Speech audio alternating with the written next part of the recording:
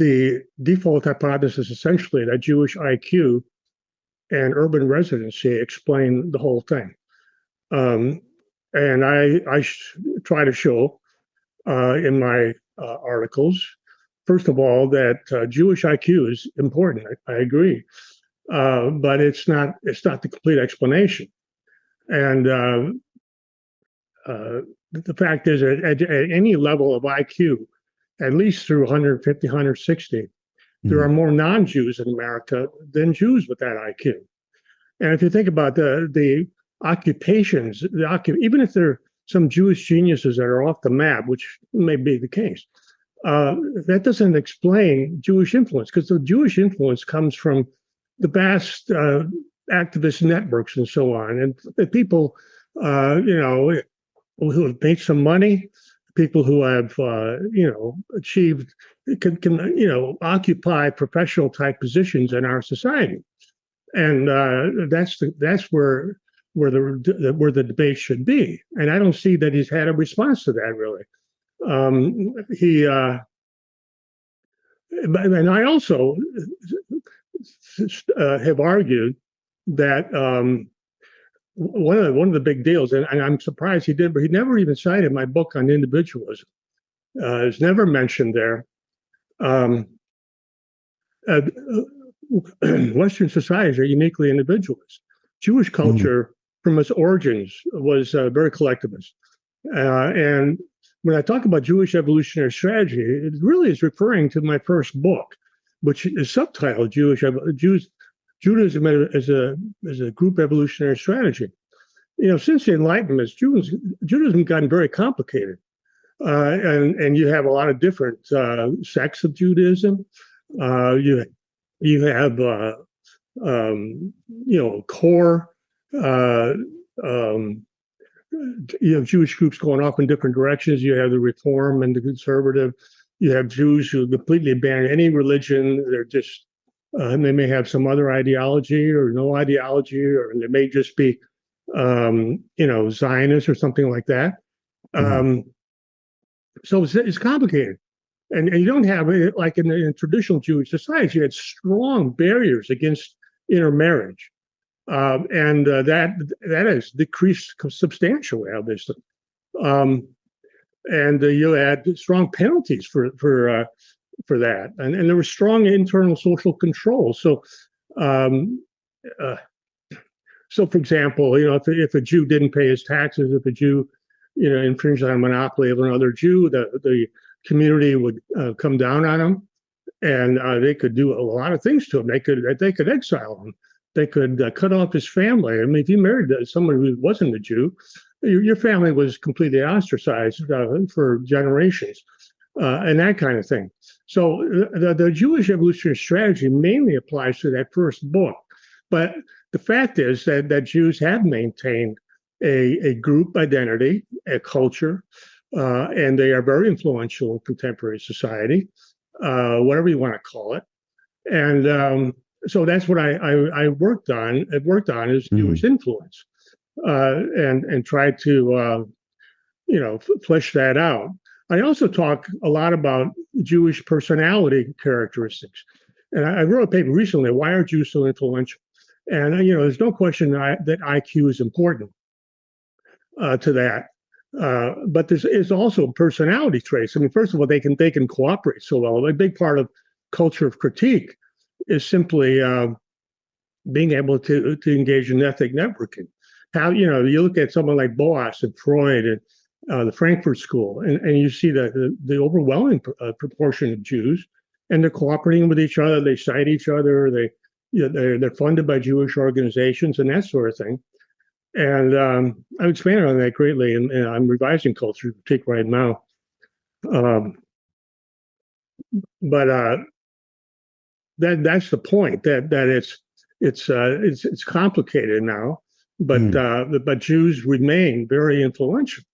So you just look at the Gaza war here, what's going on, and you see wall-to-wall support in Congress, really, the Biden administration, and only a tiny minority. And the fact is, Jews have always been very influential, even though they've all been a small percentage of the society. You look at Jews in, in Spain in the 15th century, prior to the Inquisition, and even after the Inquisition, and Jewish influence in America certainly hasn't been always the same. I mean, the Jewish activist organizations were deeply involved in trying to prevent the immigration law of 1924, but they failed. Jews were not as powerful as they became later. And, so Jewish influence gradually increased after World War II, especially during the 1960s. So I have a little chapter on Jews in the left from the 1960s, really emphasizing that because I sort of lived through it. And so you have to, take a dynamic view of Jewish influence and how it's working at any given time. So IQ is not enough.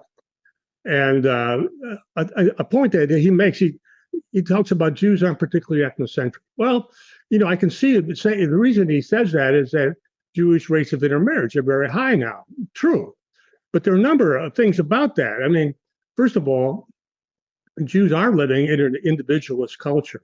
That means they go to school, they work with non-Jews. You don't have this strong kind of pressures emanating from the Jewish community anymore about intermarriage. And people get married for a lot of different reasons. They get married because they are in love, or they get married because they have similar personality interests, characteristics. And so there's just a lot of reasons why people would get married. And it doesn't mean that they're not identified as themselves as Jewish. I mean, you look at someone like Sacha Baron Cohen, he's an activist for the ADL, he's also intermarried. And there are a lot of these people. And the thing about ethnocentrism is what evolutionary psychologists call a facultative mechanism. That is, it tends to surface more during times of crisis. So one of the things I really noted back in writing about I didn't write about it, but reading Jewish writing about 1967, 1973 wars, is that people would say, I didn't know how Jewish I was. And so you have a rabbi saying that. I mean, and as Silverman said, this is not just some guy off the street. This is a prominent Jew who has been Jewish all his life and very big activist in the community. And the same thing's happening now in the Gaza war.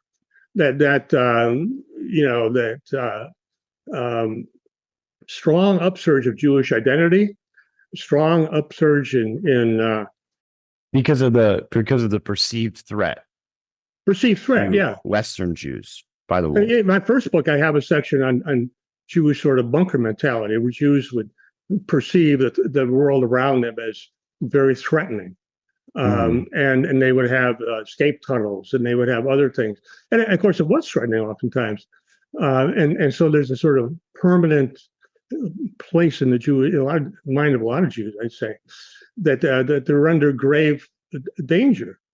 But as Arthur Hertzberg wrote in 1979, the immediate reaction of American Jewry to the crisis of the '67 war was far more intense and widespread than anyone could have foreseen. Many Jews would never have believed the grave danger to Israel could dominate their thoughts and emotions to the exclusion of everything else. So there's an upsurge of ethnic identity. And there's a recent article on the Gaza where this writer, a woman, says, our lives have changed forever. We've had to change not just the way we think of Israel, how we think of Britain. The last month exposed an ugly underside of what we thought was a tolerant society. How could we safely share a Jewish and share? And then, of course, you have these demonstrations, pro-Palestinian demonstrations throughout the West and throughout the Arab world as well because of this. So Jews we are familiar with tragedy, threat, and betrayal. Always make sure you have your passport in date, my mother used to tell me. And that's that bunker mentality, that sense of threat, permanent threat. Fortunately, she says, today we are very far from escape, but the recent rise in anti-Semitism, and the ADL says it's been like 400% increase in anti-Semitism. But as I say, in the darkest time, she says, is when the embers of Jewish spirit burn brightest. Amidst the tragic loss of life and bloodshed, there's a revolution starting. There's a revolution in Jewish identity and unity. So, as I said, synagogues have never been fuller. she quotes some rabbi says that we've not seen our synagogue this full since the Pittsburgh shooting, which was a tragic shooting in Pittsburgh. And then charities distribute thousands of Shabbat candles every Friday. WhatsApp groups encourage Psalms, and so on. So there's a big upsurge in Jewish activism, along with an upsurge in anti-Semitism, and that's really a common story, I think, throughout history. That when things are going well, it's not like Jews are obsessed with it or anything, but and they may do things like more likely to intermarry, more likely to identify with the culture around them. But then you have a crisis like with Jews in Israel, and it all changes rapidly.